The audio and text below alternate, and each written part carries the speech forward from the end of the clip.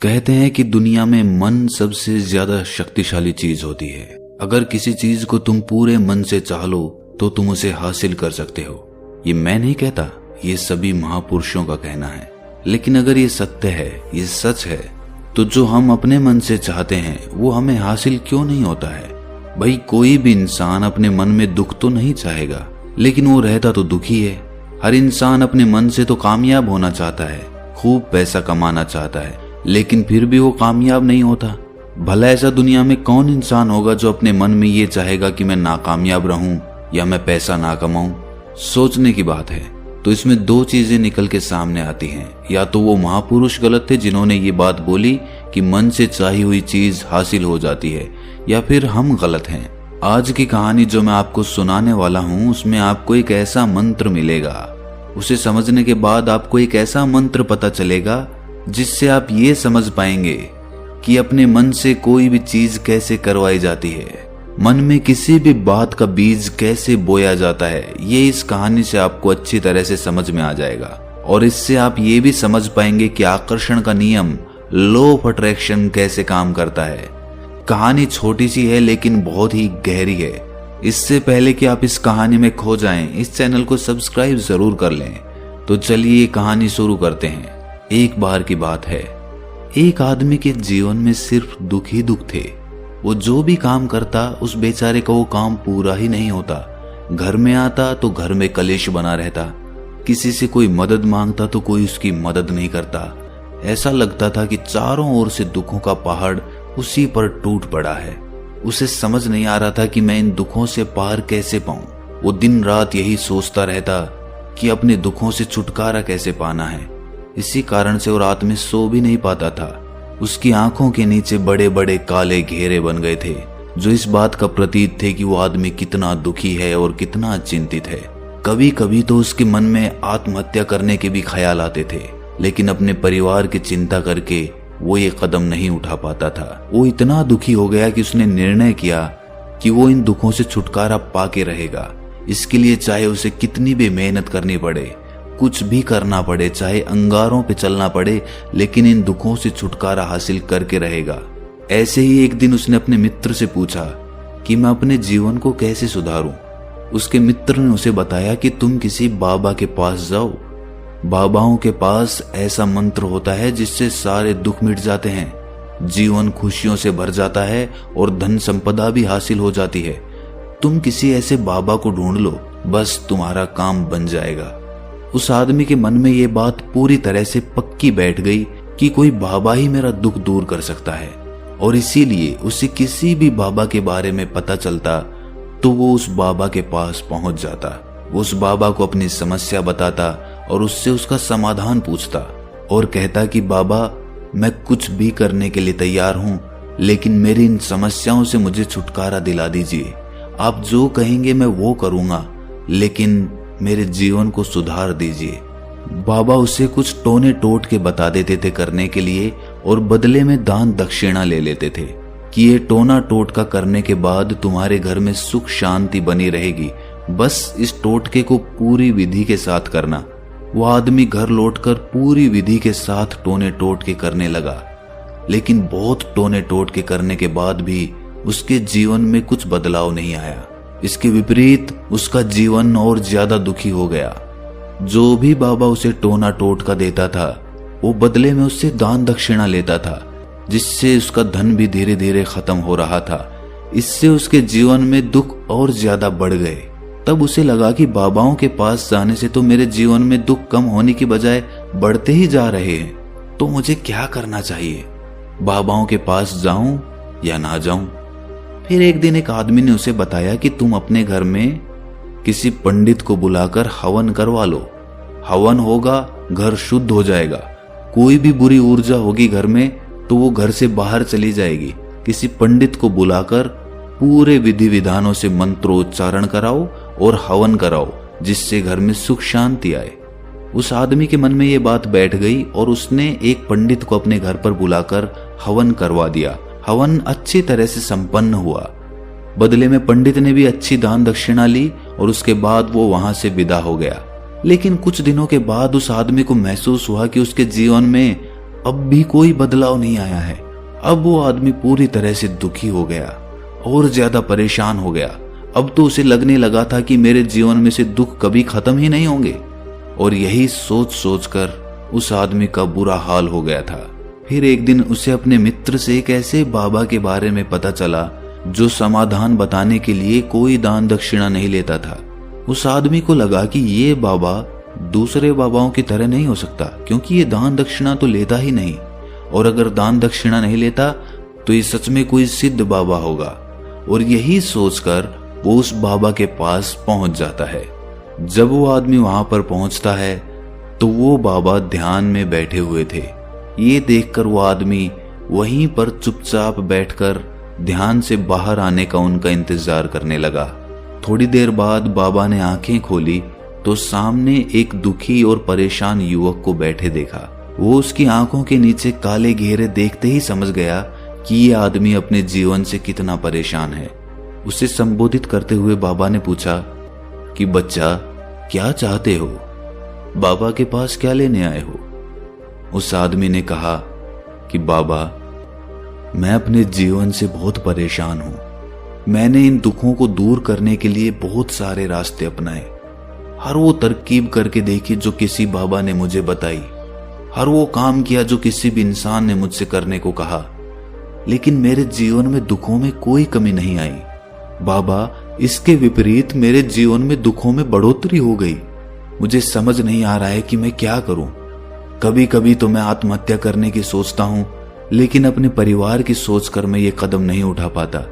मैंने आपके बारे में बहुत सुना है बाबा, और मैं बहुत उम्मीद के साथ आपके पास आया हूं। कृपया करके मुझे कोई ऐसा मार्ग बताएं जिससे मुझे अपने दुखों से छुटकारा मिल जाए। मैं अपने दुखों से छुटकारा पाने के लिए कुछ भी करने को तैयार हूं। आप मुझे कोई भी रास्ता बताएं, चाहे वो रास्ता कितना भी कठिन क्यों ना हो, मैं उसको पार करके रहूंगा। बाबा ने महसूस किया कि आदमी तो सच में बहुत परेशान है। बाबा ने उसकी बात सुनकर कहा कि बच्चा, दुखों को दूर करने के लिए मंत्र ऐसे ही नहीं मिलते। मंत्र पाने के लिए कुछ करना पड़ता है। तुम कुछ कर सकते हो? ये सुनकर पहले तो उस आदमी ने सोचा कि ये बाबा भी मुझसे दान दक्षिणा ही मांगेंगे, लेकिन और कोई रास्ता ना पाकर उस आदमी ने कहा कि बाबा, आपको जितनी भी दान दक्षिणा चाहिए मैं देने के लिए तैयार हूं, लेकिन आपका मंत्र सच्चा होना चाहिए, वो पूरा होना चाहिए, उसका फल मुझे मिलना चाहिए। उसके बाद मैं आपको जो भी दान दक्षिणा लेना चाहते हो वो दे दूंगा। बाबा ने कहा कि दान दक्षिणा तो बहुत छोटी सी चीज है, मुझे वो नहीं चाहिए। इस पर वो आदमी सोच विचार करके बोला, तो बाबा, मैं अंगारों पे भी चलने के लिए तैयार हूं, आप मुझे बस आज्ञा दीजिए। बाबा ने कहा कि अंगारों पे चलने वाली छोटी चीज मैं तुमसे नहीं कराने वाला।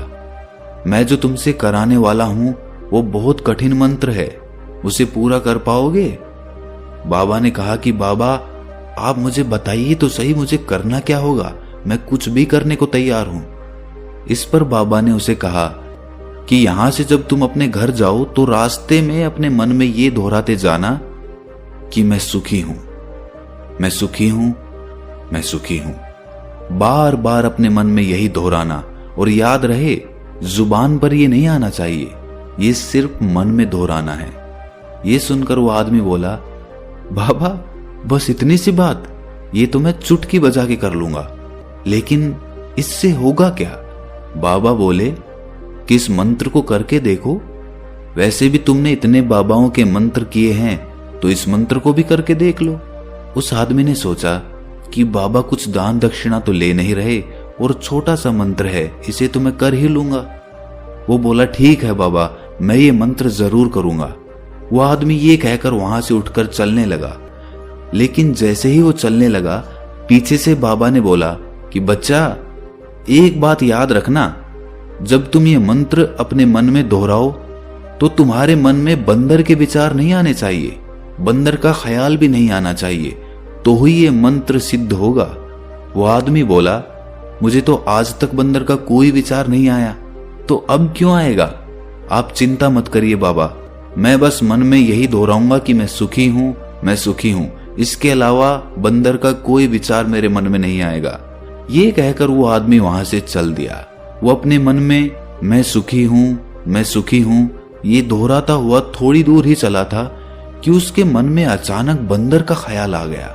बंदर का ख्याल एक बार आया और चला भी गया, लेकिन उस आदमी ने सोचा कि आज तक तो मुझे बंदर का कोई विचार नहीं आया, ये आज बंदर का विचार क्यों आ गया। और ऐसे करके उसने उस बंदर के विचार को पकड़ लिया। वो ये भूल गया कि मुझे क्या मंत्र दोहराना है और वो बंदर के बारे में सोचने लगा। जब थोड़ी देर बाद उसे फिर से होश आया तो वो फिर से अपना वही मंत्र दोहराने लगा जो बाबा ने उसे बताया था, मैं सुखी हूं। लेकिन अचानक से उसे सामने एक बंदर दिखाई दिया और ये देखकर उसके मन में फिर से बंदर का विचार उठ गया और वो अपने अंदर से इस विचार को बाहर फेंकना चाहता था। वो चाहता था कि मेरे अंदर किसी भी तरह बंदर का विचार ना आए, लेकिन उसे तो सामने बंदर ही दिखाई दे गया।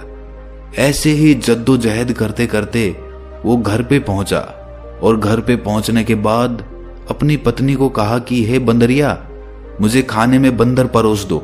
और जब उसे एहसास हुआ कि उसने क्या बोल दिया तो वो अपने बाल नोचने लगा। वो दीवारों में सर मारने लगा कि आज तक मुझे बंदर का कोई विचार नहीं आया और आज मुझे ये क्या हो गया है कि मुझे हर जगह बंदर ही बंदर नजर आ रहे हैं। ये कैसी माया है। यही सोच सोच कर वो आदमी रात भर सो नहीं पाया। रात भर करवटें बदलता रहा और सुबह उठकर सीधे उसी बाबा के पास पहुंच गया और उसके चरणों में गिरकर कहा कि बाबा, पता नहीं क्या चमत्कार हो रहा है, आज तक मुझे बंदर का कोई विचार नहीं आया, लेकिन कल से जब से आपने मुझसे कहा कि बंदर का विचार नहीं आना चाहिए, तब से मुझे हर जगह बंदर ही बंदर नजर आ रहे हैं। उस आदमी ने कहा कि बाबा, मुझे तो आपके पीछे पेड़ पर बैठा हुआ बंदर भी केले खाता हुआ दिखाई दे रहा है, ये हो क्या रहा है बाबा। ये सुनकर बाबा हंसने लगे। बच्चा, मन का जाल एक ऐसा जाल है जिसे समझ पाना इतना आसान नहीं है। बंदर तो तुम्हारे रास्ते में पहले भी आते थे। जब तुम मेरे पास आए थे तो इन्हीं पेड़ों पे ये बंदर घूम रहे थे, लेकिन तब तुम्हारे ध्यान में ये बंदर नहीं था, तब तुम्हारे ध्यान में सिर्फ अपने दुख थे। इसके बाद बाबा ने उसे बताया कि बच्चा, हम जिस चीज से भी दूर भागना चाहते हैं वही चीज हमारे मन में बहुत गहरे में प्रविष्ट हो जाती है, वो हमारे अंतर मन में समा जाती है। असल में हम जिस चीज से भी छुटकारा पाना चाहते हैं उससे छुटकारा इसीलिए पाना चाहते हैं कि वो हमारे साथ बहुत गहरे से जुड़ी हुई है, और हम जितना ही उससे छुटकारा पाना चाहते हैं वो उतनी ही गहरी हमारे मन में बैठती चली जाती है और आखिरकार वो हमारे अंतर मन में छा जाती है।